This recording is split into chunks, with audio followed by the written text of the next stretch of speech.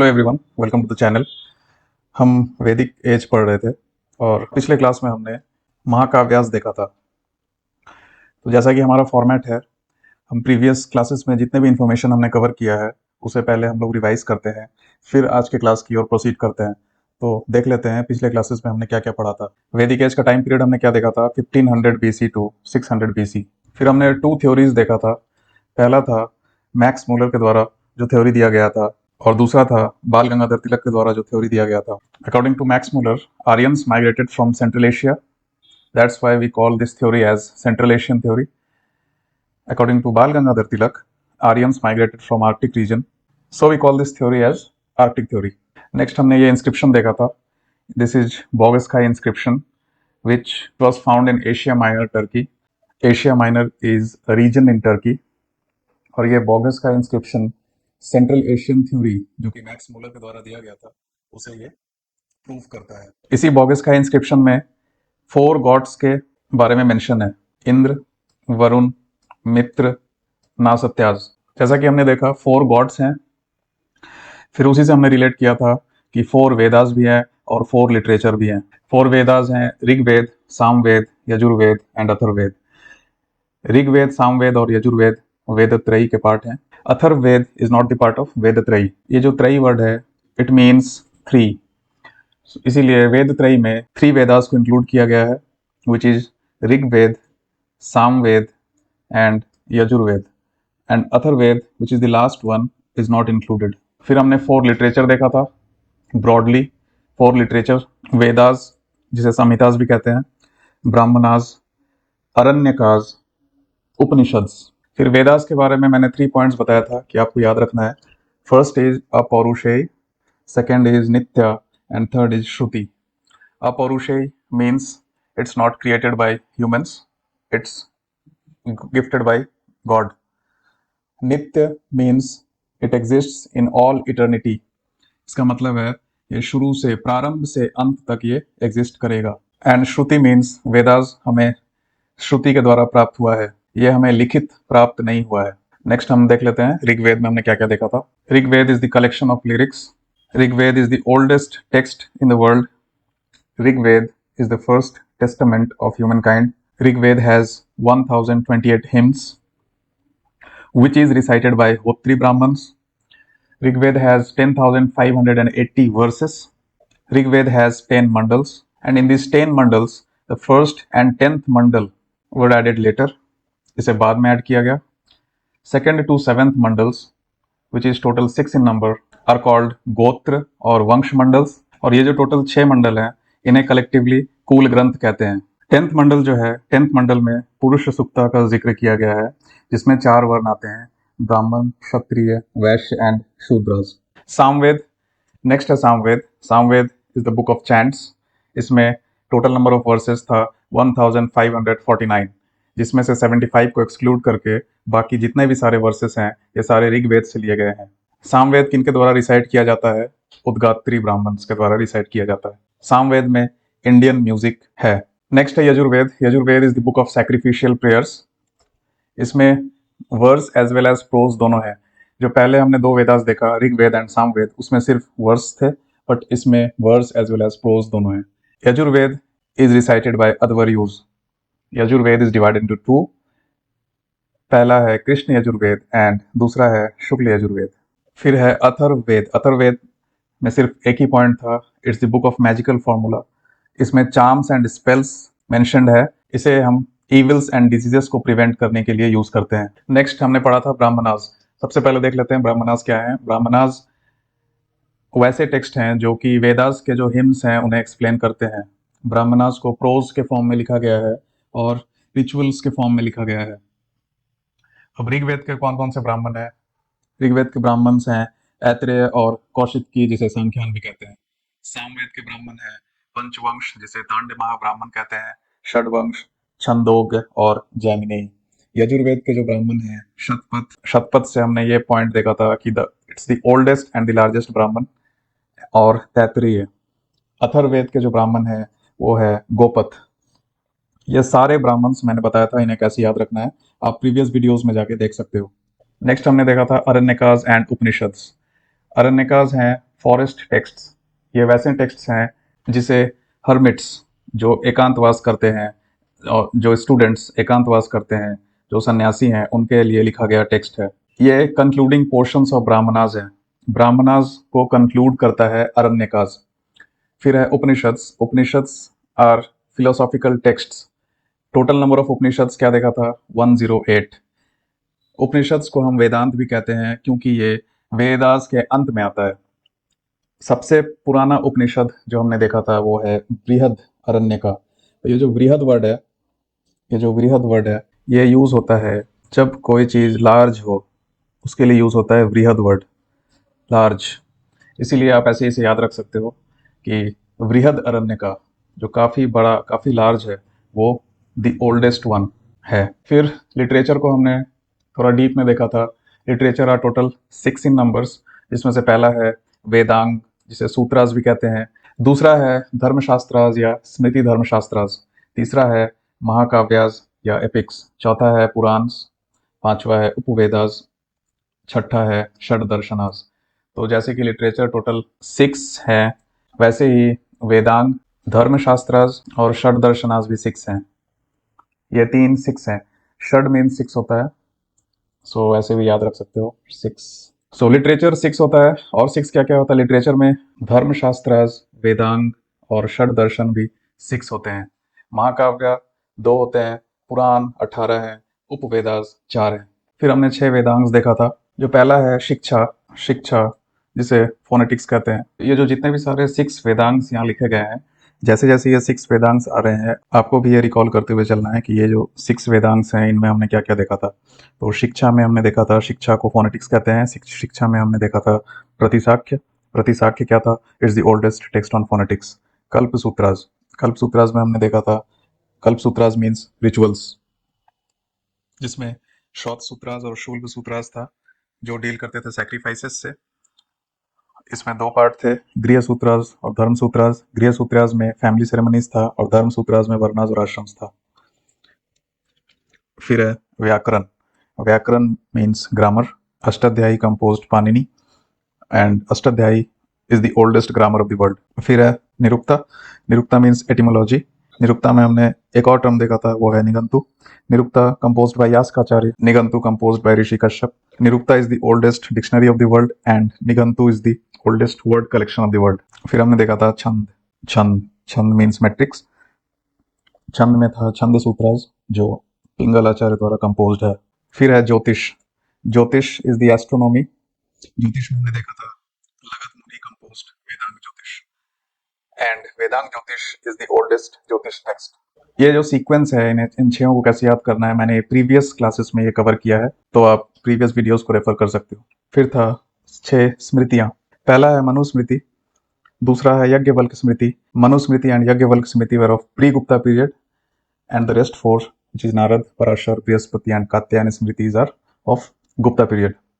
अब मनुस्मृति के कमेंटेटर्स थे और यज्ञवल्क्य स्मृति के कमेंटेटर्स थे, उन्हें कैसे कैसे याद रखना है, ये मैंने प्रीवियस वीडियोस में कवर किया है। फिर नेक्स्ट है महाकाव्यास, जिसे एपिक्स भी कहते हैं। महाकाव्यास में हमने देखा था रामायण और महाभारत 2 महाकाव्यास हैं। रामायण वाल्मीकि ने लिखा था और महाभारत वेद व्यास ने लिखा था। Ramayana is the oldest epic. At present 24,000 shlokas are there in Ramayana. Shlokas को ही वर्सेस कहते हैं। ओरिजिनली रामायण में 6,000 श्लोक थे, फिर 12,000 श्लोक हुए, फाइनली 24,000 श्लोक हुए। रामायण टोटल 7 कांड में विभाजित है, दैट इज 7 सेक्शंस, जिसमें से पहला और 7वां जो सेक्शन है वो लेटेस्ट एडिशंस हैं। फिर है Mahabharata is composed by Ved Vyas. Mahabharata longest epic है। At present 1 lakh shlokas are there in Mahabharata. Originally 8,800 श्लोक थे, तब इसे जय संहिता कहा जाता था। फिर जब 24,000 श्लोक हुए, तब इसे भारत कहा जाता था। फाइनली जब 1 लाख श्लोक हैं, तब इसे महाभारत कहा जाता है। महाभारत टोटल 18 पर्व में विभाजित है, दैट इज चैप्टर्स। और 2 पॉइंट्स और थे। भगवत गीता एक्सट्रैक्टेड फ्रॉम भीष्म पर्व एंड शांति पर्व इज द लार्जेस्ट पर्व ऑफ महाभारत। इतने सारे इन्फॉर्मेशन हमने अब तक टोटल 5 क्लासेस में कवर किए हैं। अब आते हैं आज की क्लास में। पुराण जो शब्द है, इसका मतलब होता है, इसका लिटरेरी मीनिंग होता है ओल्ड। पहला पॉइंट जो आपको पुराण से याद रखना है वो है total number of Purana is 18, और इसमें अगर बीच में एक 0 ऐड कर दिया जाए यहाँ अगर 0 ऐड कर दिया जाए वो टोटल नंबर ऑफ उपनिषद हो जाएंगे। जैसा कि हमने पढ़ा था total number of Upanishad is 108। तो मैं चीज़ों को इसी तरह रिलेट और एसोसिएट करके पढ़ाता हूँ जिससे आप चीज़ों को याद कर सकते हो easily with repetition and revision, और ये हम बार बार करेंगे और विथ रिपीटिशन ये सारी इन्फॉर्मेशन हमें याद हो जाएंगी। दूसरा पॉइंट है जो मत्स्य पुराण है। मत्स्य पुराण इज द ओल्डेस्ट पुराण। कुछ इंपॉर्टेंट पुराण है, वैसे तो 18 पुराण है, 18 के नाम आपको याद नहीं रखने हैं, बस जो जो इंपॉर्टेंट है जैसे भागवत पुराण, विष्णु पुराण, वायु पुराण, ब्रह्मांड पुराण, ये कुछ पुराण है जो आपको याद रखने हैं। कुछ पुराण के ये नाम है, भगवत पुराण, विष्णु पुराण, वायु पुराण, ब्रह्मांड पुराण। ऐसे तो 18 पुराण है, 18 का नाम याद रखना इट्स नॉट पॉसिबल, बस ये 4 आप याद रख लो।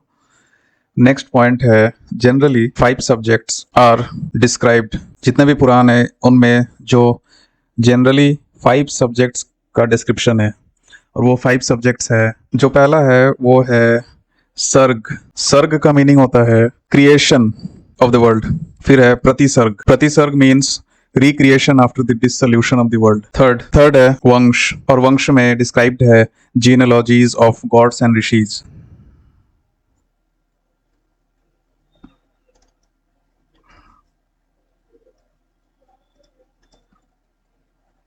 फिर है मनवांतरा। मनवांतरा में है the reigns of the Manuj.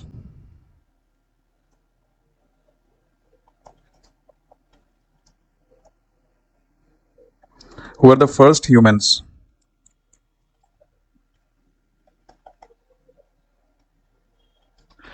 फिर है 5th वंशानुचरित।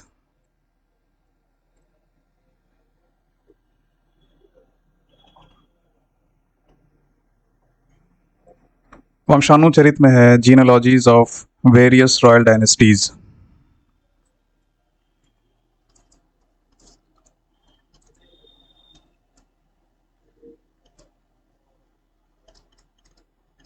तो देख लेते हैं एक बार।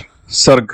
सर्ग है क्रिएशन ऑफ द वर्ल्ड, ब्रह्मांड का क्रिएशन, वर्ल्ड और यूनिवर्स भी कह सकते हो आप। सृष्टि की जो रचना हुई है वो इसमें डिस्क्राइब्ड है सर्ग में। फिर है प्रतिसर्ग। प्रतिसर्ग में recreation after the dissolution. Dissolution जिसे हम प्रलय कहते हैं हिंदी में, प्रलय होने के बाद फिर से दोबारा जो सृष्टि की रचना हुई वो डिस्क्राइब्ड है प्रतिसर्ग में। तो ये ऐसे भी याद रहेगा, Sarga which means creation and Pratisarga means recreation. फिर है Vamsha. Vamsha in Hindi is this one, Vamsha. Vamsha genealogies of gods and rishis. इसमें वंशावली है जो भगवान और ऋषि का जो वंश है उनका जो वंशावली है वो इसमें है। फिर 4th है मनवांतर, द रीन्स ऑफ द मनुज। मनुज को फर्स्ट ह्यूमंस माना जाता है, उन्हीं का साम्राज्य के बारे में इसमें डिस्क्राइब्ड है मनवांतर में। फिर नेक्स्ट लास्ट है वंशानुचरित। वंशानुचरित सी, वंश में था जीनोलॉजीज ऑफ गॉड्स एंड ऋषिज, और वंशानुचरित में है जो रॉयल डायनेस्टीज है, विभिन्न विभिन्न जो शाही खानदान हैं, रॉयल डायनेस्टीज, उनका जीनोलॉजी, उनका वंशावली इसमें डिस्क्राइब्ड है। सो वंश को रिलेट करना है वंशानुचरित से, क्योंकि ये दोनों वंशावली है। एक है गॉड्स एंड ऋषिज का और दूसरा है रॉयल डायनेस्टीज का। सर्ग और प्रतिसर्ग तो मैंने बता दिया, ऐसे याद रखना है। First creation and then dissolution and then again recreation. और एक सिर्फ जो 4th पॉइंट है ये है मनवांतर। मनवांतर इसमें डिस्क्राइब्ड है जो मनुज थे उनके साम्राज्य, जो मनुज थे उनका साम्राज्य को डिस्क्राइब किया गया है मनवांतर में। ये थे पुराण्स। पुराण्स में ये टोटल 4 पॉइंट्स आपको याद रखने हैं। फिर आ जाते हैं उपवेदास में। उपवेदास देख लेते हैं। जैसे कि हम जानते हैं there are 4 Vedas, Rigveda, Samaveda, Yajurveda, Veda and Atharvaveda. तो इन्हीं 4 वेदास के, हर एक वेदास के रेस्पेक्टिव एक उपवेदास है। तो सबसे पहले ऋग्वेद। तो ऋग्वेद के जो उपवेद हैं वो है आयुर्वेद। आयुर्वेद हम सबों को पता है, मेडिसिन्स। फिर है सामवेद। सामवेद का जो उपवेद है वो है गंधर्व वेद, दैट इज म्यूजिक। जो गंधर्व, गंधर्व किन्हें कहते हैं? जो आर्टिस्ट होते हैं उन्हें गंधर्व कहते हैं। तो वेदास में जो डिवाइन आर्टिस्ट, दैविक, जिनमें कुछ दिव्यता है, उन आर्टिस्टों को हम गंधर्व कहते हैं। To define it in English, a Gandharva is a member of a class of celestial beings in Indian religions whose males are divine performers such as musicians and singers and the females are divine dancers. Gandharva performers, dancers, musicians या कुछ भी कोई भी artist हो सकते हैं। Basically ये music से रिलेटेड टर्म है गंधर्व। तो any type of musician, B it dancer, B it performer, B it singer, तो उन्हें हम गंधर्व कहते हैं। फिर है यजुर्वेद। यजुर्वेद के जो उपवेद है वो है धनुर्वेद।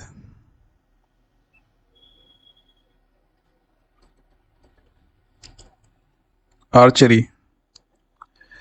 धनुर्वेद which is archery. Atharvaveda. Atharvaveda के जो उपवेद है वो है शिल्पवेद।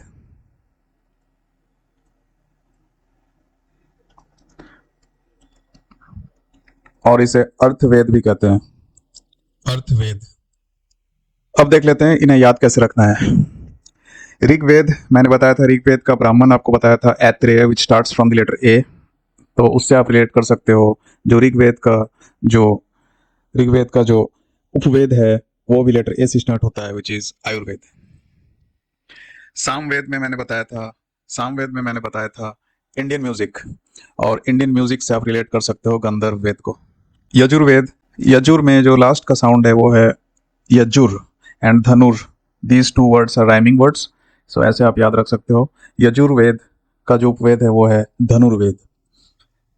फिर फाइनल है अथर्ववेद। अथर्ववेद का जो उपवेद है वो है अर्थवेद। वेद अथर्व है और उपवेद अर्थ, अथर्व अर्थ। सो दैट्स इट फ्रेंड्स, आज के लिए इतना ही। फ्रेंड्स, इन वीडियोस को बनाने में काफ़ी मेहनत लगता है, और जो मेरा फॉर्मेट है, एवरी न्यू वीडियो में मैं जो प्रीवियस वीडियोस के रिवीजन मॉड्यूल है उसे मैं इंक्लूड करता हूँ, तो वो काफ़ी हेक्टिक टास्क हो जाता है। ये सिर्फ मैं आपके लिए कर रहा हूँ प्लीज़ फ्रेंड्स, तो आप प्लीज़ सब्सक्राइब करो। इट्स वेरी डीमोटिवेटिंग फ्रेंड्स कि there is no subscriber yet in my channel. इतनी मेहनत करने के बाद वीडियोस बनाना पड़ता है, still there are no subscribers, no likes and no comments. Please friends, तो आप प्लीज़ सब्सक्राइब करो यार। और जैसा कि मैंने आपको प्रॉमिस किया है, मैं आपको एंड तक सारी चीज़ें याद करवा दूंगा, और ये कोई नहीं कर रहा है। जितने भी कोचिंग इंस्टीट्यूट्स है, B it online B it offline, उनमें सब सिर्फ पढ़ा रहे हैं, और हमें स्टूडेंट्स को पता ही है रिवीजन करने में कितनी प्रॉब्लम होती है। We don't have this habit of revision, और रिवीजन ही मैं इसमें इन सारे क्लासेस में मैं करवा रहा हूँ। तो प्लीज़ फ्रेंड्स, ये आपके लिए काफ़ी बेनिफिशियल रहेगा अगर आप इसे अच्छे से फॉलो करते हो। तो please more and more support करो भाई, प्लीज़ फ्रेंड्स सपोर्ट करो यार।